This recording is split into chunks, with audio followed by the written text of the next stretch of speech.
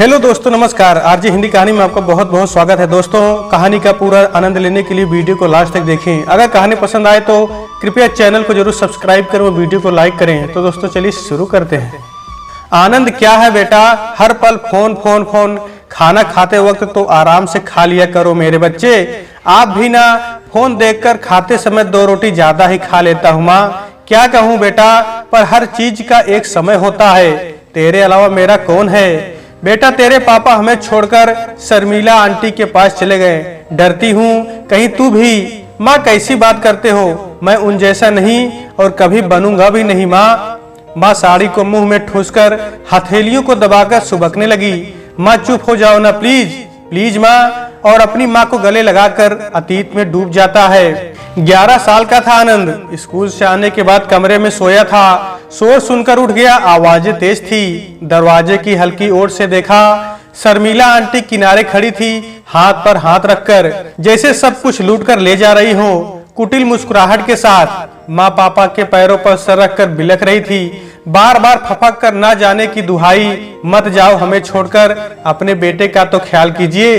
क्या नहीं दे रहे हैं, घर तुम्हारे नाम कर दिया और ये 10 लाख का चेक लो। शर्मिला आंटी ने कागज का एक टुकड़ा माँ के मुंह पर दे मारा। पापा चुप खड़े थे। शर्मिला आंटी पापा का हाथ घसीटकर बाहर ले गई। पापा चले गए। आनंद क्या हुआ मेरे बच्चे। आनंद जैसे गहरी नींद के झटके से उठा हो। कुछ नहीं माँ, आप चलो ना, आराम करो, मुझे नींद आ रही है, चलिए भी।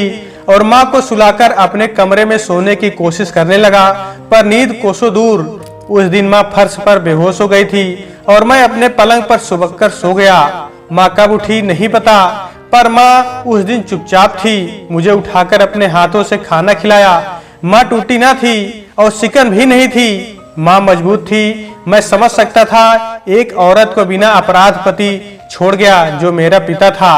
आशा को कमरे में निहाल लिटाकर चला गया। लेटी तो पर अतीत की यादें ताजा हो चली। अमरेश से विवाह उसके नाना जी की पसंद से हुई थी। पिताजी और माँ जी की लाडली और नाना की दुलारी थी वो। अमरेश जैसा जीवन साथी पाकर आशा ईश्वर की आभारी थी। अमरेश एक मल्टीनेशनल कंपनी में मैनेजर के पद पर थे।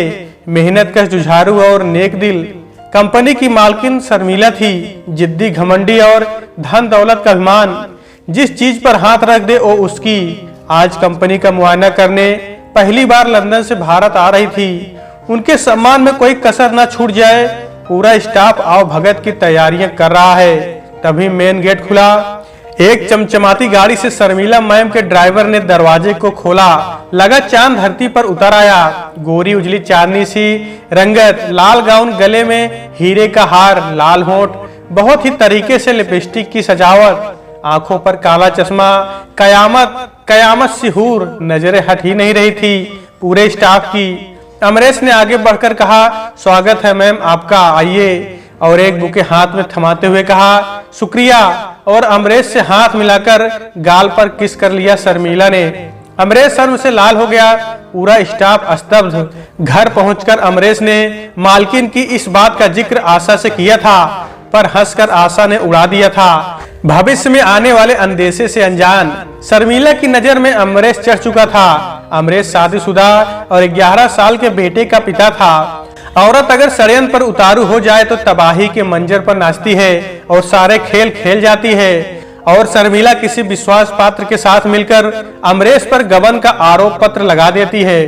अमरेश अपनी सफाई में सब कुछ कहता है और अपराधी सिद्ध होता है। फिर शर्मिला पक्ष में आकर शर्तें रखकर बचाने का नाटक और बच्चे घर बार छोड़ने को कहती है। अमरेश मान जाता है और आशा से अंतिम बार मिलता है। आशा ने 10 लाख का वो चेक फाड़ा नहीं था। आज वो चेक उसकी जिंदगी बदलने वाला था, जो शर्मिला ने उसके मुंह पर फेंका था। आशा समझदार थी। बैंक जाकर 5 लाख फिक्स करवा दिया और 5 लाख से एक होटल, मैनेजिंग के शेफ और 5 हेल्पर की मदद से लक्ष्मी कैटरिंग खोल दिया था। आज गरीब अमीर 30 रुपए में आराम से भोजन कर लेते हैं। आनंद 22 साल का नवयुवक बन गया है। आशा उसको अपने इस काम से दूर ही रखती है, जिससे उसके पढ़ाई पर आंच ना आए। आशा सोचते सोचते सो गई। आनंद फेसबुक टटोलते रहता है। उसे आज तक मन भावन लड़की दोस्त ना मिली। माँ भी नहीं चाहती कि बेटा गलत संगत में जाए। अचानक एक फ्रेंड रिक्वेस्ट आई अंजलि की। प्रोफाइल फोटो शानदार, काली साड़ी कयामत, भूरी आंखें, देखने पर इतनी सुंदर, सामने पड़ जाए तो घायल हो जाए देखने वाला। आनंद फोटो गैलरी में गया, एक से एक मॉडलिंग फोटो। आनंद तो निहाल हो गया, फटाफट रिक्वेस्ट स्वीकार कर ली।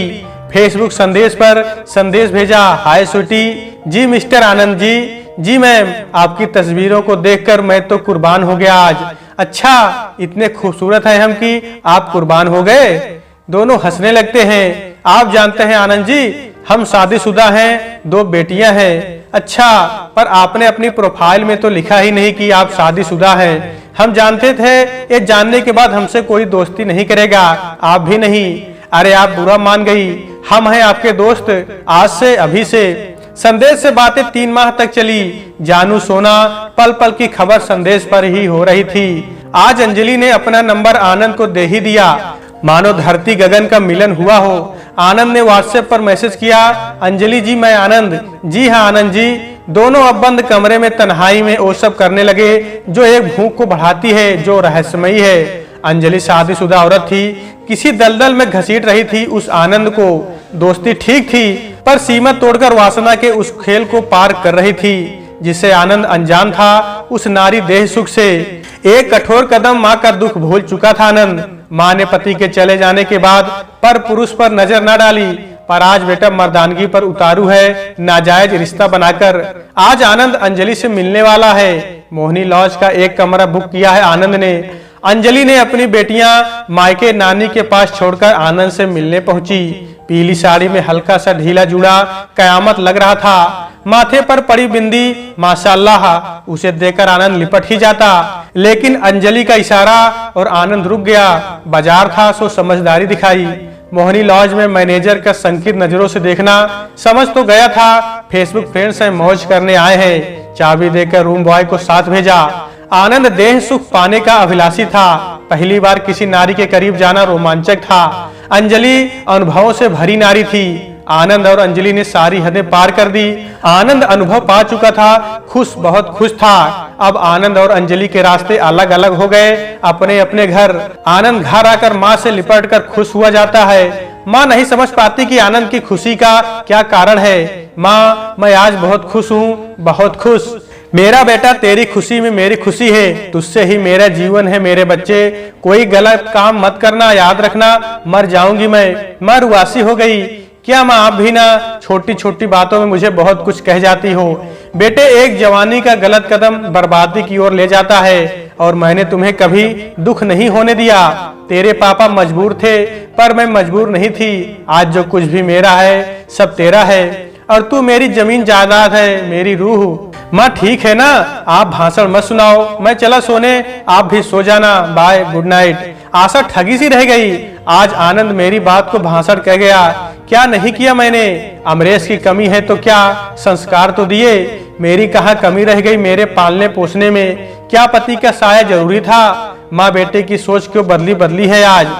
कहीं किसी संगत का असर तो नहीं? आंसुओं की नदियों पर रोकना था। कमरे में आकर अमरेश की तस्वीर से बोली, अमरेश, आपका बेटा जवान हो गया। माँ की बातें भाषण लग रही हैं उसे। आप दूर नहीं हो अमरेश, मेरे दिल में हो। अमरेश, मेरा सहारा आप हो, और आप जानते हो आप वहाँ भी कैसे हो। मुझे हर पल आपकी मौजूदगी ने जिंदा रखा है। आज जो कुछ भी है सब आपकी देन है। मैं आपकी थी और हूँ। अमरेश की तस्वीर को करीब जानकर सीने से लगाकर बिलख पड़ी आशा। कैसा नजारा था। एक औरत अकेले जीवन के सफर पर पति के साथ नहीं छोड़ती। हर पल मौजूदगी का एहसास, प्यार का अपनापन जिंदा रखती है। पति दूर रहकर भावनाओं को दबा लेगा, और औरत पति के अलावा किसी को मान नहीं देती। बेटा भी नहीं दे सकता साथ। पति पत्नी का साथ एक आत्मा का मिलन होता है। आज आशा जी भरकर रोई। कोई सहारा था तो अमरेश की तस्वीर जो मूक थी। आनंद कमरे में जाकर अंजलि से बातें करने लगा। कैसा लगा अंजलि मैं आपको? अच्छे हैं आप? मैं अब आपके बिना नहीं रह पाऊंगा अंजलि। दोबारा कब मिलोगी मेरी अंजलि? अच्छा, कल बात करती हूँ, पति देव आ गए हैं। अंजलि ने फोन काट दिया।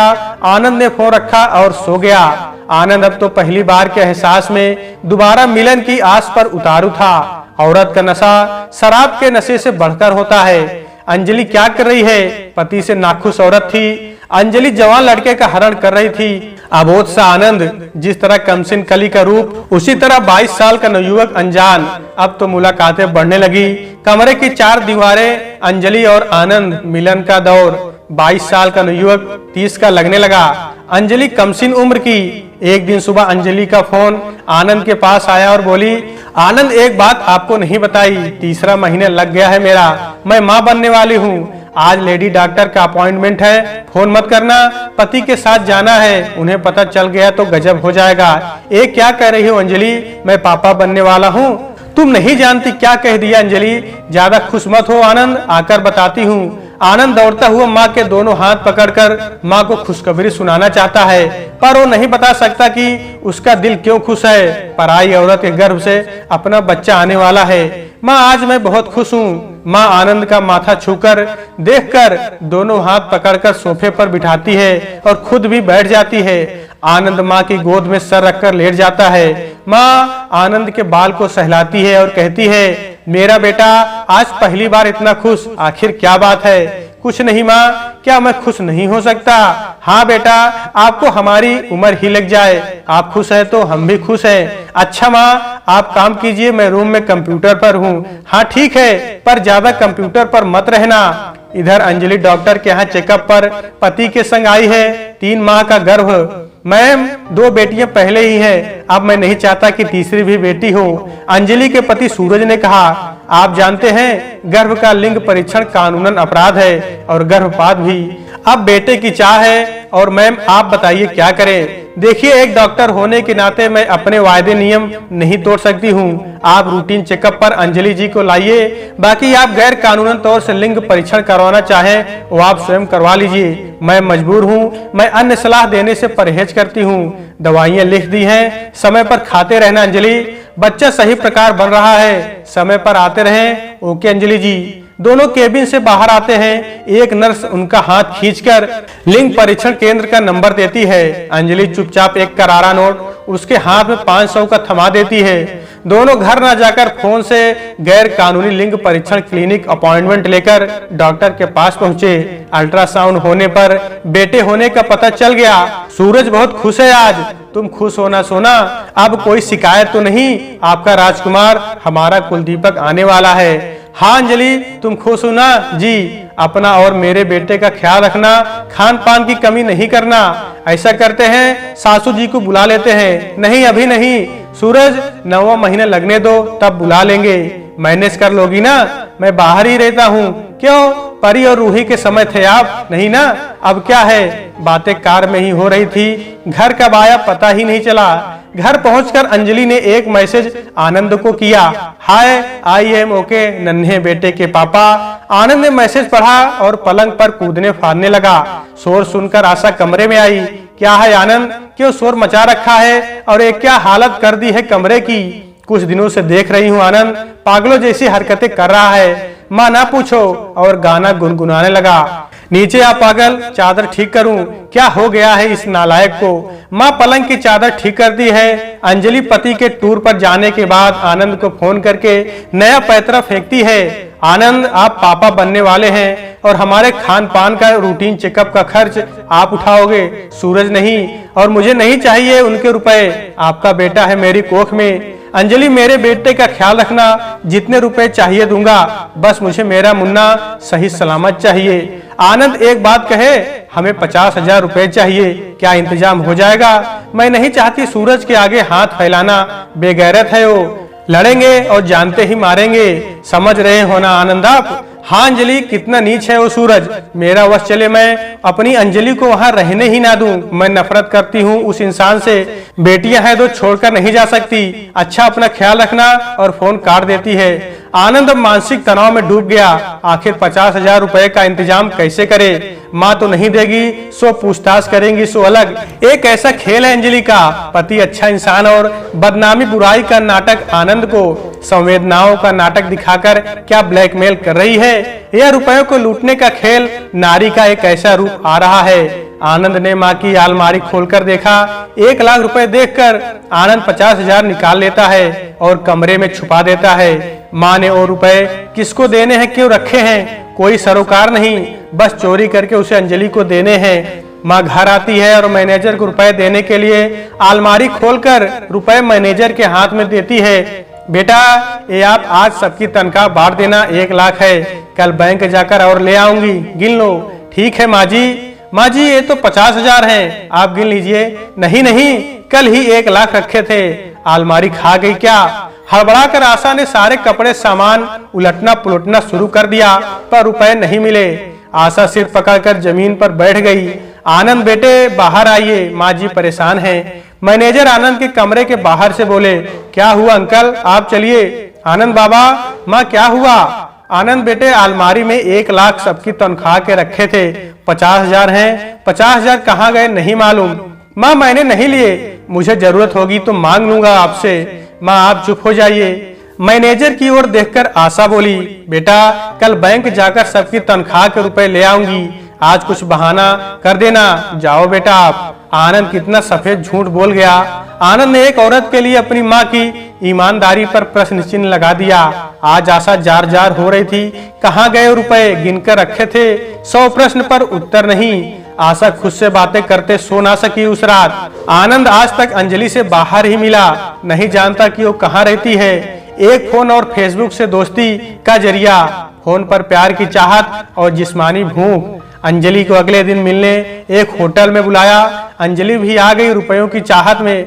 आनंद अंजलि से लिपटने लगा। रुको आनंद, अब ये नहीं, डॉक्टर ने अब दूरी रखने को कहा है। क्या यार अंजलि? नहीं आनंद, कहीं आपके बेटे को कुछ हो गया तो मैं ईश्वर को क्या मुंह दिखाऊंगी। अच्छा देखो, पेट पर हाथ लगाओ, आपका बेटा घूमने लगा है। पेट पर हाथ खींचकर ले जाते हुए आनंद खुश था। उसने 50,000 रुपए अंजलि को सौंप दिए और दोनों अपने घर चले गए। आनंद लापरवाह होकर कमरे में सोया है। आशा आनंद को सोता देखकर बेटे पर एक चादर उड़ाती है, सिर के बाल को सहलाती है और बोलती है, मैं जानती हूँ आनंद, मेरे घर में तेरे और मेरे सिवाय कोई भी नहीं और नौकर भी तो नहीं। जानती हूँ आनंद, मैं तेरी माँ हूँ, पूत के पांव पालने में ही पता चल जाते हैं। आनंद, मैंने उनके जाने के बाद उनको माफ क्यों किया? गबन का झूठा आरोप शर्मिला ने लगवाया और वो चुप रहे। ईमानदारी थी। कहते हैं ना, चोर चिल्लाते हैं सफाई देते हैं, मगर वो चुप रहे। क्या करते? मर जाते, हमें भी मार देते, पर नहीं।